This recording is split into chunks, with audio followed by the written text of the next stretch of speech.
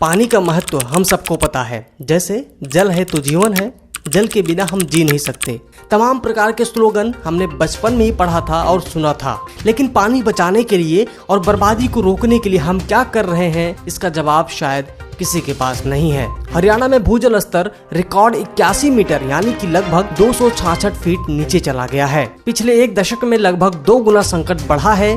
मुख्यमंत्री मनोहर लाल खट्टर के मुताबिक 10 साल पहले यहाँ का भूजल 40 से 50 मीटर नीचे मिला करता था। हरियाणा में बड़े पैमाने पर धान की खेती होती है और धान की खेती में पानी अधिक लगता है।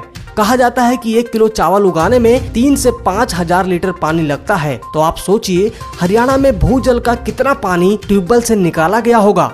अब वाटर लेवल की स्थिति सुधारने के लिए सरकार ने कई क्षेत्रों के किसानों को धान की फसल न उगाने का आदेश दिया है। प्रभावित किसानों को सरकार 7,000 रुपए एकड़ के हिसाब से प्रोत्साहन राशि भी दे रही है, लेकिन किसान इसका विरोध कर रहे हैं। उनका कहना है कि ये राशि बेहद कम है।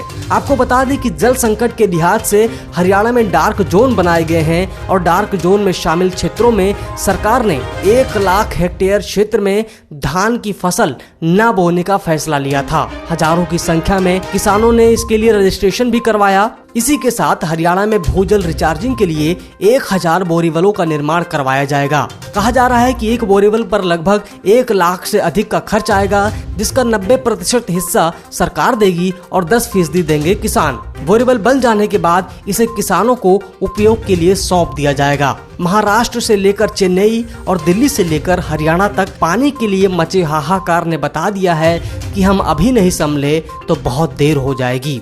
लेकिन बड़ा सवाल यही है कि किसान करें तो करें क्या।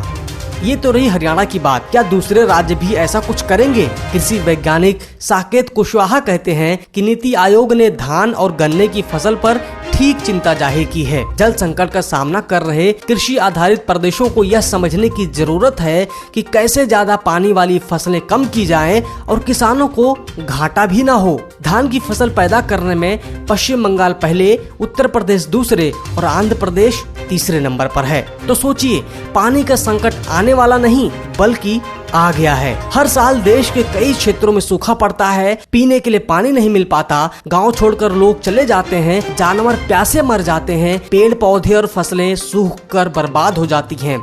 तो दोस्तों, पानी का बचाव कीजिए, क्योंकि ये भी अटल सत्य है कि जल है तो कल है।